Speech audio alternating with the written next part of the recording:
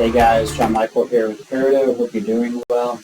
Today I'm going to talk to you about reasonable compensation as it applies to S-Corps. So a very specific topic here. But if you're an S-Corporation, and you're obviously an owner of this S-Corporation, you are required to take a reasonable compensation out of this S-Corporation.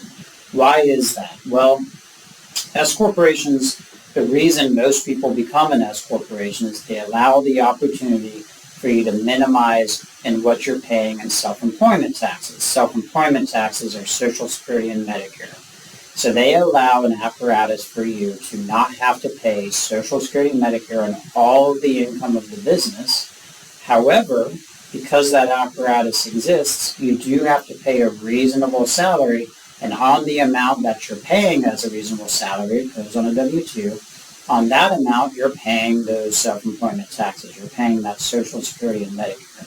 So as an S-Corp, if the situation allows it, you're allowed to sort of choose, for lack of a better term, what you're going to be paying your Social Security and Medicare on, and the rest of the income you're not. So if you factor that in as the business owner, that can be over 15% tax savings. So a lot of business owners want to just do enough salary that they feel like they have to. That's the reasonable salary.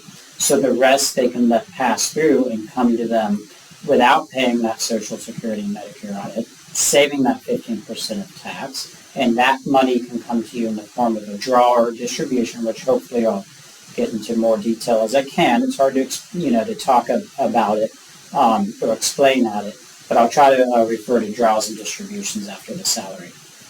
But you have to pay a reasonable salary. You can't be an S-Corp, pay no salary, and just not pay any Social Security and Medicare. You have to be reasonable. So the big question is, okay, well, what should I pay myself?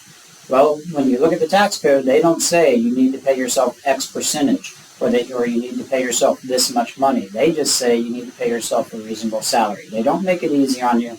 So people come to us and say, what should I pay myself? What's considered reasonable? Well, we look at it, we're looking at sort of three things when we're looking at reasonable salary. Actually, four things. One, reasonable salary connotates that you have the ability to take draws. You can do some salary, you can also do those draws. Well, you can only do the draws if you have basis in your business to take those draws out.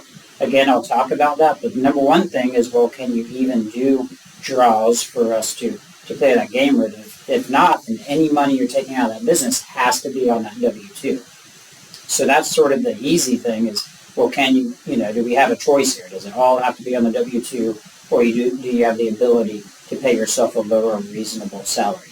But when we think about reasonable salary, we're looking at sort of three main things. One is, what is the money you're actually taking out of the business, right?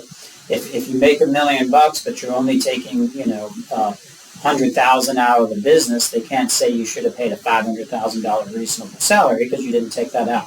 Pardon my extreme examples. I'm using those numbers to illustrate a point that if you're not taking the money out, we have to focus on what you're actually taking out. Another thing we look at is sort of the nature of the business. What I mean by that is, if you're a self-employed and you're a consultant and the nature of your income is directly correlated to your direct service and input, that might connotate a higher reasonable salary because it's all you. Or you're a restaurant owner that has an office and 50 employees and all these things, and the nature of income isn't solely dependent on your input. That can connotate another way of looking at the reasonable salary. And the third thing we look at with reasonable salary, and we're trying to figure out what it's going to be, is just sort of the average market rate. I'm a accountant in Western North Carolina. The average tax accountant in Western North Carolina makes X amount. You can find this data through ADP or other sources, compensation sources. So if the average tax accountant in Western North Carolina makes X amount, I guess if I pay myself X amount, I'm safe. Even if I make a lot more money, I have substantiation where I'm getting that reasonable salary. That's sort of the key. If they were, the IRS or another taxing authority is asking where you're getting this, you want to have some substantiation on where you got it or how you got it. A lot of times people may hear 60-40% ratios.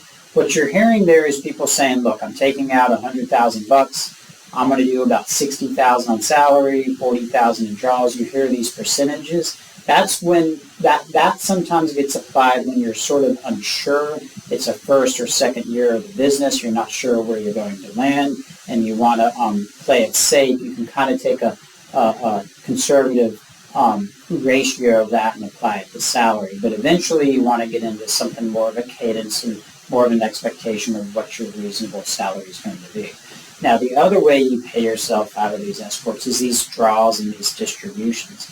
All a draw and a distribution is from an S-Corp is a return of previously taxed income.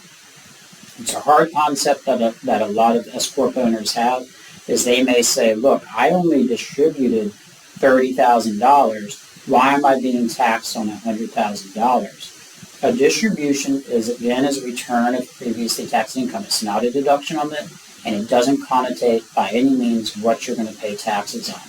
As an S-Corp owner, it's a pass-through entity, which means the income gets taxed to you as the owner of that business. So if the business made $100,000, somebody's got to pay tax on that. That is you as the owner of the business.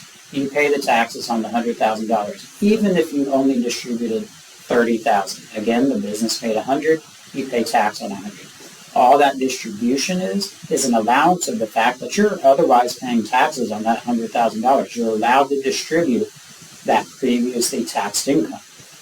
And that's at the very beginning I said, we got to look at, are you even able to take a distribution or salary? If you're not able to take that distribution, any money out has to be on that salary. And what I'm getting at with that is if you have no previously taxed income, if you've had previous losses or you're breaking even and you try to take a $30,000 draw, you don't have any previously taxed income or basis to take that distribution. And the IRS doesn't let you have anything for free. You just can't take that. So that would be taxed to you, and it should be coming to you as compensation on a W-2. And if you do it as a distribution, you will be taxed on that on your personal return. It will come back and tax you at capital gain rates. So you got to be aware of over-distributing your basis when you're an S-Corp as well. So us tax accountants, we're always looking at, well, what are you distributing out? What is your salary? What's going on? What's the nature of your business? Do you have the basis? Is it good? These are conversations you should be having with your tax accountant. It's things we look at. We can kind of glance around and jump around and see it and have that conversation with you on what is reasonable for you. But this is a way for you to understand what we're looking at and what we're thinking when we do that.